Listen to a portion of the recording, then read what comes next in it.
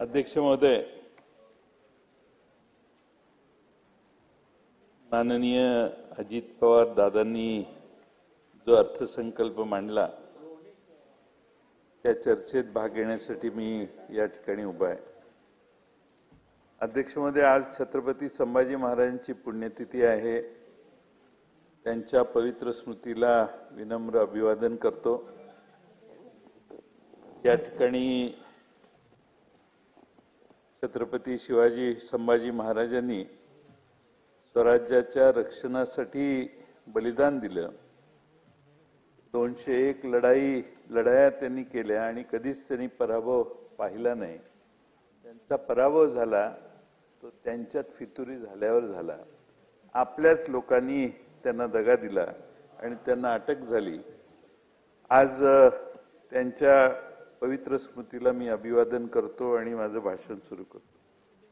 अध्यक्ष महोदय, राज्याचे उपमुख्यमंत्री यंदा विक्रमवीर ठरलेले आहेत, कारण अजितदादांनी 11वा अर्थसंकल्प मांडला। याबद्दल सावरकर, मी त्यांचं अभिनंदन करतोय। तुम्ही मध्ये बोलू नका।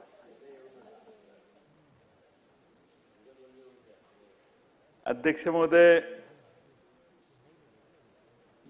त्यांचं अभिनंदन करत असताना या अर्थसंकल्पाचं वर्णन करत असताना दुर्दैवाने मला हे सांगावं लागतंय की बडा घर आणि पोकळ वसा। अध्यक्ष महोदय, 237 आमदारांचं बहुमत सरकारच्या मागे आहे आणि ज्यांनी बहुमत दिलं ते फार आशा करून त्या दिवशी टेलिव्हिजनच्या समोर महाराष्ट्रातली जनता बसलेली होती। त्यांना पदरी निराशा आली। अनेक महापुरुषांचा उल्लेख दादांनी केला, त्यांना वंदन करतोच मी, पण त्यातही त्यांनी पुण्यश्लोक अहिल्यादेवी होळकरांचा उल्लेख केला। अहिल्यादेवी होळकरांनी धार्मिक स्थळांना मोठी मदत केली, शेतकऱ्यांना भरभरून मदत केली। त्यांचं नावाचा उल्लेख केला म्हणून हा प्रश्न आहे की महाराष्ट्रातल्या शेतकऱ्यांनी अर्थसंकल्पाने अध्यक्ष महोदय काही दिलं नाही। पुण्यश्लोक अहिल्यादेवींच्या खजिन्यामध्ये पेशव्यांना कर्ज देण्याची ताकद होती। महाराष्ट्र राज्याच्या खजिन्याची आज काय अवस्था आहे? आणि आज आपण महापालिकेला देखील कर्ज देऊ शकत नाही अशी आपली परिस्थिती आहे, कारण आपणच एवढं कर्ज काढलेलं आहे की 20-21 साली आपल्यावरचं कर्ज 5,19,000 कोटी होतं। या वर्षी ते 9,32,000 कोटीपर्यंत पोहोचणार आहे। दादांनी कविता दिली, कविता महाराष्ट्र आता थांबणार नाही म्हणून आहे। पण मी विचार करायला लागलो की कविता काही सुचते का बघावं। मला जरा शंभूराजे एवढी मी काही कवीच्या मार्गावरचा नाही आहे, पण तरी 4 ओळी सुचल्या आहेत। सज्जन आता जगणार नाही, दुर्जन आता मरणार नाही, महाराष्ट्र आता थांबणार नाही, गुन्हेगारी थांबणार नाही, रक्तपात रोखणार नाही, महाराष्ट्र आता थांबणार नाही, पक्षफोडी करून आम्ही दमणार नाही, जनतेच्या सेवेत आम्ही रमणार नाही, महाराष्ट्र आता थांबणार नाही, आश्वासने पूर्ण करणार नाही, विकासाची वाट धरणार नाही, महाराष्ट्र आता थांबणार नाही, रोजगार देणार नाही, शिक्षण व आरोग्याची सेवा सुधारणार नाही, महाराष्ट्र आता थांबणार नाही। अध्यक्ष महोदय, मागच्या वेळच्या भाषणामध्ये दादांनी तुकाराम महाराजांचे अभंग उद्धृत केलेले होते, पण यावेळी मात्र तुकोबांना थोडंसं दादांनी दूर केलेलं आहे मुनगंटीवार साहेब। आणि प्रश्न असा आहे की का दादा इतके तुकोबांच्या पासून दूर केले? पण ठीक आहे, ते काय हरकत नाही, पण तुकोबाच्या बरोबर आता एकनाथालाही दूर सारायचा प्लॅन तयार केलेला आहे। कारण अध्यक्ष महोदय, एकनाथरावांनी जे काही निर्णय घेतलेले, आनंदाचा शिधा आहे, ज्येष्ठ नागरिक तीर्थाटन योजना आहे, याला काय उल्लेख सभा या अर्थसंकल्पात दिसत नाही। अध्यक्ष महोदय, आणि त्यामुळं या अर्थसंकल्पाचं हे देखील एक वैशिष्ट्य आहे पण खरं म्हणजे अध्यक्ष महोदय आपल्याला माहिती आहे आपण मराठवाड्यातले आहात. आपल्या प्रभू रामांचा उल्लेख भाषणात झाला. रामटेकला सांस्कृतिक महोत्सव करणार आहे. पण अध्यक्ष महोदय आपण असं म्हटलं जातं की रघुकुल रीत सदा चली आहे, रघुकुल रीत सदा चली आहे, प्राण जाए पर वचन न जाए. विधानसभेच्या निवडणुकीच्या आधी जी वचनं आपण महाराष्ट्राला दिली, माझ्याकडं मोठा गठ्ठा आहे, याच्यात संकल्प पत्र 2024चा महाराष्ट्र असेंब्लीचा, त्यातलं एकही आश्वासन अध्यक्ष महोदय पूर्ण झालं नाही. अध्यक्ष महोदय कोरोनाच्या काळात ज्या शिवभोजन थाळीने लाखो लोकांना आधार दिला, जी भुजबळ साहेबांनी सुरू केलेली त्यांच्या कल्पनेतनं आलेली ही थाळी बंद करण्याचा निर्णय होऊ नये एवढी अपेक्षा करतो. तुम्ही म्हणताय खाली बसून म्हटलाय तेही मी हे करतो. पण अध्यक्ष महोदय आज राज्याची अवस्था, अर्थव्यवस्था $1 ट्रिलियन करण्याचं माननीय मुख्यमंत्री महोदय सतत सांगतात. मी अनेक वेळा सांगितलं की त्यासाठी आपला विकास वाढीचा वेग अध्यक्ष महोदय 14-15% गेला पाहिजे. मागच्या वर्षी 8% होता, तो आता 7.3% वर खाली आला. त्यामुळे $1 ट्रिलियन अर्थव्यवस्था कशी होणार आणि कधी होणार याचा हिशेब केला तर जे उद्दिष्ट सरकारने ठेवलंय त्याच्यापेक्षा कदाचित दुप्पट तिप्पट कालावधी आपल्याला या व्यवस्थेला पोचायला जाईल असं मला वाटतंय. अध्यक्ष महोदय माननीय अजितदादांनी आणखीन एक मोठा विक्रम केलेला आहे. मला जेवढं माहिती आहे तेवढं बघितलं तर आजपर्यंत महाराष्ट्रामध्ये एवढा महसुली तुटीचा अर्थसंकल्प कुणी सादर केला नव्हता. 45,891 कोटीची महसुली तूट दादांनी सभागृहासमोर मांडलेली आहे. हा अर्थसंकल्प मांडत असताना एवढी प्रचंड तूट अध्यक्ष महोदय, मागच्या 20,000 कोटीची 26,000 कोटी झाली. म्हणजे आता ही जी काही 45-46,000 कोटीची तूट आहे ती सुधीर भाऊ कदाचित 50,000 कोटीवर जाऊ शकते किंवा 60,000 कोटीवर जाऊ शकते. आणि त्यामुळं प्रचंड मोठी तूट अर्थसंकल्पात केली आहे. हा एक नवा विक्रम महाराष्ट्राच्या अर्थसंकल्पातला आहे असं मला म्हटलं तर काय वावगं ठरणार नाही. अध्यक्ष महोदय नवीन रोजगार निर्मितीसाठी काही भरीव तरतूद नाही, नव उद्योजकांच्यासाठी काही नाही, आदिवासींच्यासाठी काही नाही, तरुण तरुणींसाठी काही नाही, ज्येष्ठ नागरिकांसाठी काही नाही. त्या महिलांच्या 1,500 रुपयाचे पैसे जे दिले त्यातनं ते आदिवासींच्या बजेटमधूनही काही पैसे घेतलेत आणि एससी सामाजिक न्याय विभागाकडूनही काही पैसे घेतले, म्हणजे तिकडेही काही बोजा टाकलेला आहे. आणि म्हणून अध्यक्ष महोदय काही हरकत नाही, शेवटी महिलांची योजना आपण जाहीर केलेली आहे, ती सतत कायम ठेवायला वेगवेगळ्या ठिकाणाहून आपण पैसे मिळवण्याचा प्रयत्न करताय, त्याच्यात माझी काही तक्रार नाही. पण एससी आणि एसटी या बजेटमधूनही आपण आता तिकडं पैसे इकडे वळते करतोय, याची नोंद अध्यक्ष महोदय घ्यावी. अध्यक्ष महोदय खरं म्हणजे सामान्य माणसाचं स्वप्न असतं घर मिळावं, 4 चाकी गाडी घेऊया. पण अध्यक्ष महोदय या सगळ्यांच्यावर आता कर दादांनी त्यांच्या पार्ट 2च्या भाषणात वाढवलेले आहेत. आता नवीन औद्योगिक धोरण आणणार आहेत. या धोरणात मी यापूर्वी 2-3दा सांगितलं, दादांनी नोंद घ्यावी की हे धोरण करताना महाराष्ट्रातली जी माफियागिरी चालते, उद्योजकांना आणि इन्व्हेस्टरना त्रास देण्याची, स्थानिक नेत्यांचे गुंड गुंतवणूकदारांच्या दारात जाऊन सिमेंट, सळी, स्टील, कामगार आमचेच घेतले पाहिजेत असे दम देतात, या सगळ्याला काही मज्जाव करण्यासाठी त्या औद्योगिक धोरणात एक विशेष क्लॉज घालण्याचा प्रयत्न दादा आपण करावा अशी माझी आपल्याला विनंती आहे.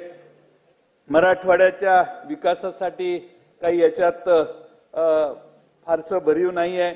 त्या वळण योजना त्या आमच्या वेळी सुरू झालेल्या मांजरपाडा धरण भुजबळ साहेबांच्या पाठपुराव्यानं बरंचसं पूर्ण झालं.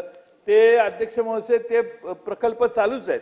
पण मराठवाड्याला विशेष काय तर त्याचं चित्र या बजेटमध्ये आम्हाला कुठं दिसलं नाही.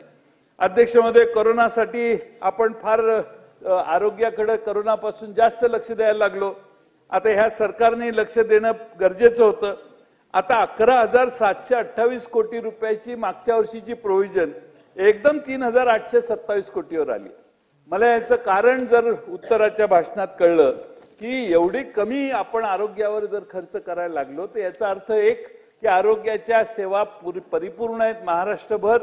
नवं कोणतंही GBS सारखं जर आपल्यावर आव्हान आलं तर आपण ते सहज लिहिल्यागता परत पाठवू शकतो असा आत्मविश्वास असेल तर आमची काय हरकत नाही.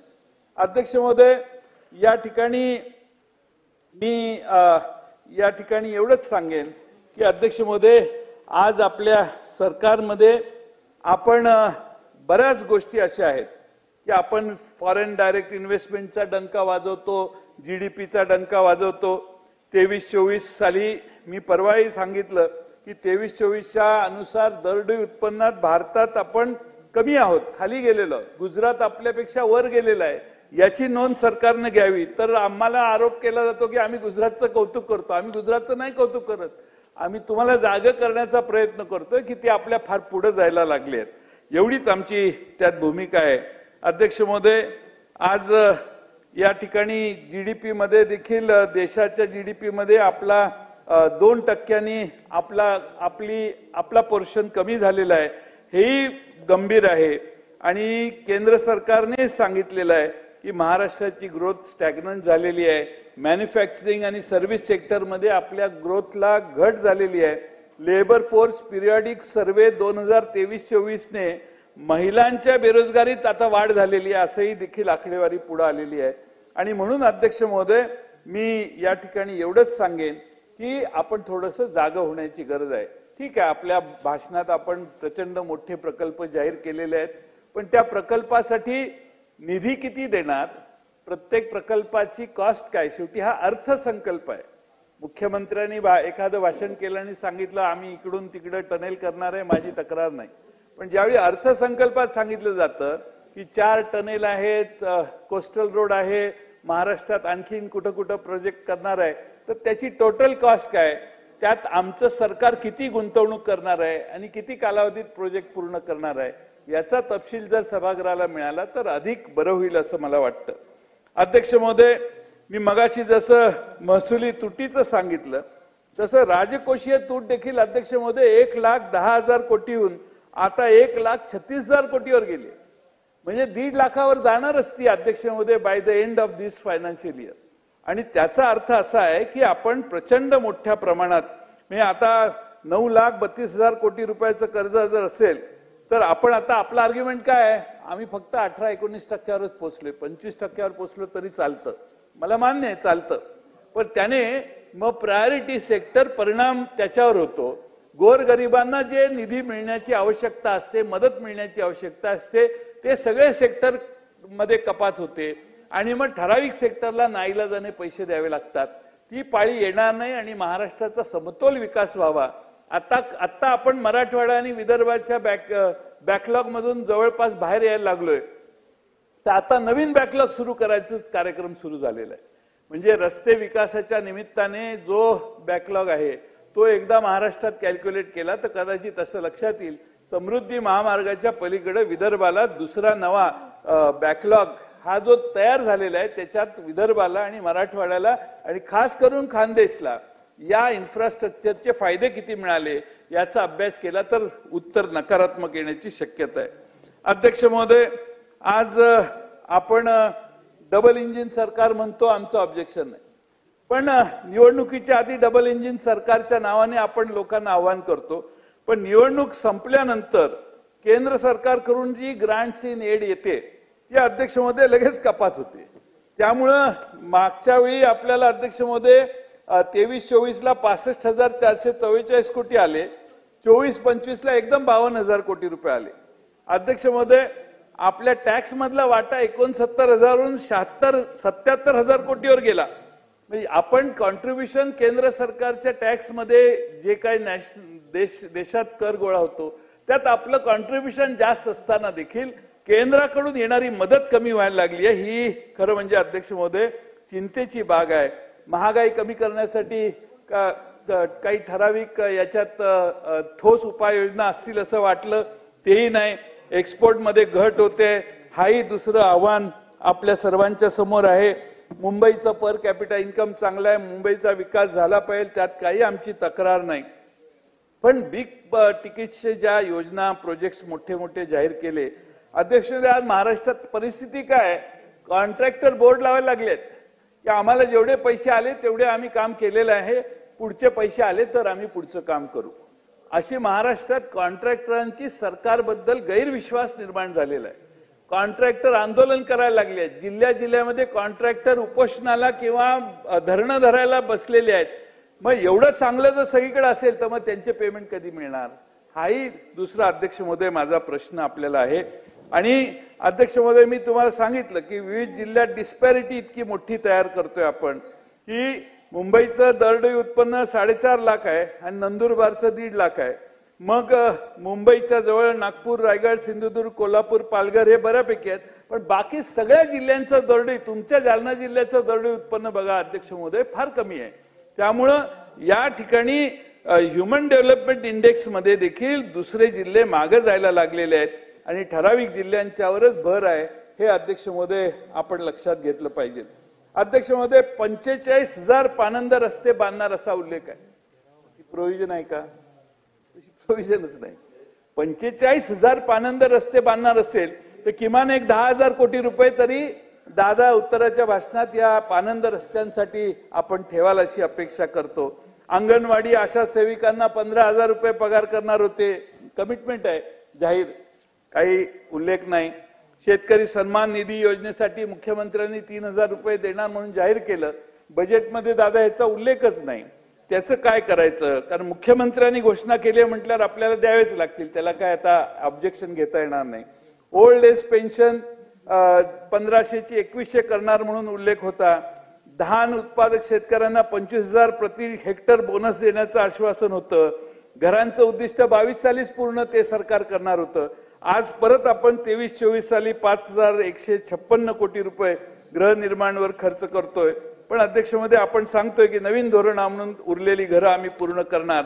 म्हणजे मागे ज्या मोठमोठ्या केंद्राने घोषणा केलेल्या त्या घोषणात अजून घरं पूर्ण झाली नाहीत, म्हणून आता आपण परत आपल्याकडूनही त्याच्यात हे करतोय. पण अध्यक्ष महोदय घरं बांधण्याची घोषणा मोठी आहे, पण बजेटरी प्रोव्हिजन मध्ये मागच्या वेळी 6,236 कोटी होते, पण प्रत्यक्षात 4,414 कोटी खर्च झाले. आता बजेटमध्ये त्याच्यापेक्षा 4,300 कोटीवर आपण खाली आलोय. घरं बांधायची आश्वासनं मोठी मोठी देतो आपण, पण बजेटरी प्रोव्हिजन कमी होते आहे, हे चिंतेची बाब आहे अध्यक्ष महोदय. पाणी पुरवठ्याची गोष्ट तशीच आहे. आमचे गुलाबराव पाटील साहेब दिसत नाही तिथं. अध्यक्ष महोदय 23-24 साली 8,532 कोटी खर्च झाले. मागच्या आर्थिक वर्षात 7,091 कोटी खर्च झाले, तरतूद होती 7,000च कोटी खर्च झाले आणि आता मात्र 6,914 कोटी रुपयावर गुलाबराव पाटलांची बोळवण करण्यात आलेली आहे. अध्यक्ष महोदय परिस्थिती काय तर 18,000 कोटी रुपयाची बिलं पाणी पुरवठा खात्याची द्यायची पेंडिंग आहेत. 18,000 कोटी रुपये प्रोव्हिजन आहे, 6,000 कोटी रुपयाची 18,000 कोटीची बिलं प्रलंबित आहेत. जलजीवन मिशनची केंद्रीय स्कीम आहे आणि अध्यक्ष महोदय आमच्याच जिल्ह्यात सांगली जिल्ह्यातलं काम हे सांगतो, 100 कोटी रुपये मागितलेले जिल्ह्यातून, पण प्रत्यक्ष 12 कोटी रुपये मंजूर करण्यात आले. आणि गमतीचा भाग असा आहे की 20 कोटीचे बिले अजून प्रलंबित आहेत. म्हणजे अध्यक्ष महोदय परिस्थिती बिकट आहे. आदिवासी विभागाच्या मध्ये देखील निधी जो खर्च झालेला आहे डिसेंबर पर्यंत तो 1/3 खर्च झालेला आहे. जेवढी प्रोव्हिजन होती त्याच्या 1/3 खर्च झालाय. एससी एसटी ओबीसी समाजाच्या खर्चात देखील 5,000 कोटी रुपयाची कपात मागच्या वर्षीच्या बाबतीत दिसते आहे. कौशल्य विकासातील 10,000 कोटी रुपये खर्च कमी केलेला आहे. आणि त्यामुळे अध्यक्ष महोदय माझी आपणाला विनंती आहे की अर्थसंकल्पात भाषा उत्तम आहे, पण जे आपले नेहमीचे रुटीन प्रोग्राम आहेत ते अफेक्ट व्हायला लागलेले आहेत.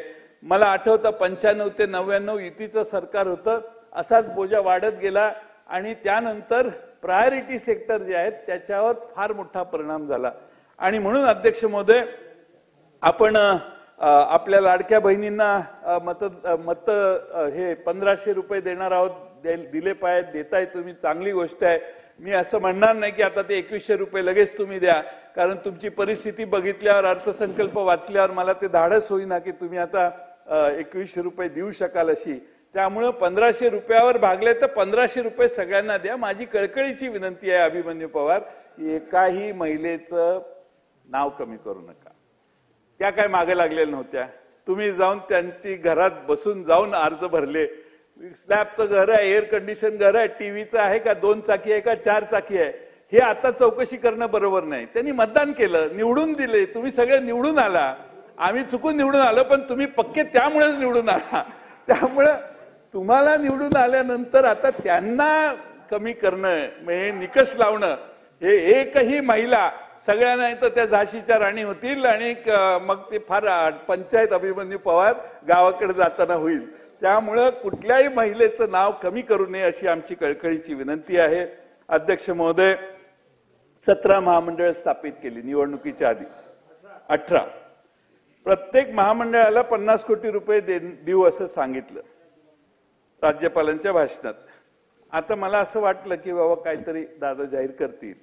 काहीच खर्च या सरकारने याच्यात आता धरला नाही आणि त्या सगळ्या जी काही लहान लहान समाज आहेत ते, आणि त्यांच्या, मला तर असं कळलं दादा की कंपन्या करणार आहे, म्हणजे महामंडळाच्या अंतर्गत कंपन्या करणार आहेत. मग कंपन्या स्वतंत्र महामंडळ नाही.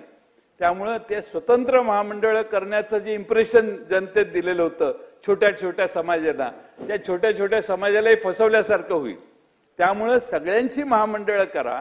असं एका महामंडळाच्या अमरेलाच्या खाली खाली ओबीसी महामंडळाखाली 10-12 खालच्या कंपन्या करणं, हे दिस इज नॉट फेअर. आपली कमिटमेंट आहे, महामंडळ करतो, 50 कोटी रुपये देतो आणि ते देण्याचं काम दादा करतील. दादा कधीही दिलेला शब्द मोडत नाही, तशी दादांची हे आहे, ख्याती आहे. आणि म्हणून दादा नक्की, मला वाटतं की या 17-18 महामंडळांना 50-50 कोटी रुपयाप्रमाणे 900 कोटी रुपये त्यांच्या उत्तराच्या भाषणात जाहीर करतील. कंपन्यांच्या मार्फत कारभार झाला तर घोटाळा होईल, ती महामंडळच व्हावीत अशी आमची आग्रहाची मागणी आहे. पण तो निर्णय शेवटी तुम्ही केला पाहिजे. शेतकऱ्यांची ग्रोथ रेट, एकच सेक्टर आहे असा साहेब की ज्याच्यात शेतकरी, म्हणजे शेती, ज्याच्यात यंदाचा ग्रोथ रेट चांगला आहे. म्हणजे सर्व्हिसेस कमी झाल्या, इंडस्ट्रीमध्ये देखील कमी झालेलं आहे आपलं, पण शेतीमध्ये आपला ग्रोथ रेट चांगला आहे. पण दुर्दैवानं कालच्या बजेटमध्ये ग्रोथ रेट चांगला असणाऱ्या सेक्टरलाच फार कमी पैसे दिलेले आहेत. 7,000 कोटीची तरतूद कमी केलेली आहे. आणि त्यामुळं कृषी मंत्री या ठिकाणी बसलेले आहेत, तर त्यांना चांगलं काम महाराष्ट्रभर करायचं असेल तर जास्तीचे पैसे तुम्हाला देण्याची आग्रह आम्ही दादांच्याकडे करतो असं या निमित्तानं सांगतो. कारण ग्रोथ रेट चांगला आहे, त्यातच गुंतवणूक जास्त केली तर न्याय मिळू शकतो. शेवटी प्रश्न बांधकाम, सार्वजनिक बांधकाम विभागाचा आहे. अध्यक्ष महोदय, 19,000 कोटीची तरतूद केलेली आहे. देणी किती आहेत? सत्यजित देशमुख, तुमच्या मतदारसंघातल्या कामांची बिलं द्यायची बाकी जर असतील तर ह्या 46,000 कोटीची देणी आहेत, त्यात ती पैसे आहेत. 46,000 कोटी रुपये अजून सरकारचे देणं आहे. आणि ते बांधकाम मंत्री महोदय नाही आहेत, पण बांधकाम मंत्री महोदय म्हणत होते 31 तारखेच्या आत मला 18,000 कोटी रुपये तरी द्या. त्यांना मिळाले की नाही माहित नाही, दादा त्याच्यावर प्रकाश टाकतील. पण 46,000 कोटीची जर देणी अध्यक्ष महोदय असतील तर मग हे वर्षही आमच्या शिवेंद्र बाबांचं गेलं आणि पुढचं वर्षही कामाला गेलं, कारण 2 वर्षात 38,000 कोटी रुपये खर्च होणार. त्यामुळे एवढ्या मोठ्या प्रमाणात सरकारला देणं आहे असं मला वाटतंय की थोडी काळजी आहे. मी या निमित्तानं एवढीच विनंती अध्यक्ष महोदय करतो की आपण या अर्थसंकल्पाकडे बघत असताना, या अर्थसंकल्पामध्ये आता भारतीय जनता पक्षाने आणि इतर पक्षाने काय कमिटमेंट दिल्या आणि काय पूर्ण झाल्या ह्याच्या खोलात जाऊन मी सभागृहाचा वेळ घेत नाही. आपण तुम्ही भाजपने तयार केलेला अर्थसंकल्प त्यांनी तुम्हाला दाखवला नसेल तर माझ्याकडे एक कॉपी आहे, मी तुमच्याकडे पाठवून देतो. परंतु अध्यक्ष महोदय, या निमित्तानं माझी आपणाला विनंती आहे की आपण, महाराष्ट्र हे एक प्रगतिशील असणारं राज्य आहे आणि प्रगतिशील असणाऱ्या राज्याची उत्पन्न प्रचंड आहे. उत्पन्न कमी आहे असं नाही मी म्हणत, उत्पन्न प्रचंड आहे. त्यामुळे कर्ज काढण्याचं जे प्रमाण आपण करतोय, आपण जसं कर्ज काढतो 9 लाखाच्या वर आपण गेलो, परत MMRDA आणि म्हाडा आणि ते हे सिडको आणि बाकीच्या याच्याकडून आपण जर काही पैसे घेतले असतील तर ते आपण ही जी 9,32,000 कोटीची फोड आहे दादा, ती तुम्ही तुमच्या उत्तरात सांगा. आणि MMRDA कडून किती प्रोजेक्ट चालू आहेत आणि त्यांचं कर्ज किती घेतलंय, आणि महाराष्ट्र सरकारने या सगळ्या इन्फ्रास्ट्रक्चरला MMRDA, MSRDC, सिडको, म्हाडा यांच्यासाठी गॅरंटीज किती लाख कोटी रुपयाच्या घेतलेल्या आहेत याचंही चित्र सभागृहाच्या पटलावर उत्तराच्या भाषणात आपण द्यावं अशी माझी कळकळीची विनंती आहे. पण एकूण आपण चांगला अर्थसंकल्प मांडला, 11वा अर्थसंकल्प असल्यामुळं मी तुमचं पुन्हा पुन्हा पुन्हा अभिनंदन यासाठी करतो की आपण यावेळी अनेक विक्रम केलेले आहेत. पण मी जो दुसरा विक्रम सांगितला 45,000 कोटी रुपयाचं डिफिसिट, 46,000 कोटीचं, ही काळजी करण्यासारखं आहे. त्याचा शेवटच अर्धा मिनिट घेतो. त्याचा परिणाम असा होतो, मी 99 साली हे खातं सांभाळलं. डिफिसिट मध्ये बरेच 3 वर्ष गेली. तर येणारा मंत्री येतानाच सांगतो, दादा माझे पैसे कट करू नका हा. कारण प्रत्येक मंत्र्याच्या मनात धास्ती असते की कट लागेल, आणि कट लागेल अशी धास्ती असल्यामुळं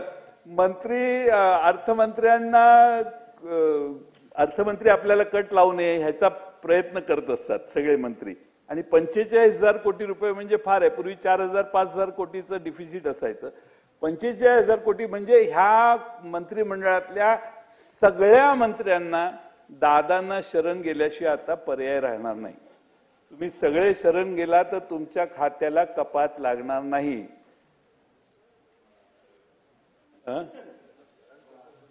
नाही, मी हा खेळ फार वर्षापूर्वी करून बसलेलो आहे. मी याच्यात फार जुना खेळाडू आहे, तुम्ही काळजी करू नका. पण सांगायचं, विनोदाचा भाग सोडून द्या, पण कपात करायला लागेल 45,000 कोटी रुपये. आणि मी मागं सांगितलेलं होतं की मागचा दादांनी अर्थसंकल्प 20,000 कोटीच्या डिफिसिटचा मांडला, त्याचे 26,000 कोटी महसुली तूट झाली. त्या 20,000 कोटीच्या डिफिसिट नंतर जे 3 मागण्या मांडल्या, ज्या दिवशी अर्थसंकल्प मंजूर झाला त्या दिवशी पुरवणी मागणी 90,000 कोटी रुपयाची या सभागृहाने मंजूर केलेली. त्यानंतर 2 पुरवणी मागण्या आल्या, सगळ्यांची बेरीज 1,60,000 कोटी रुपयाची झाली.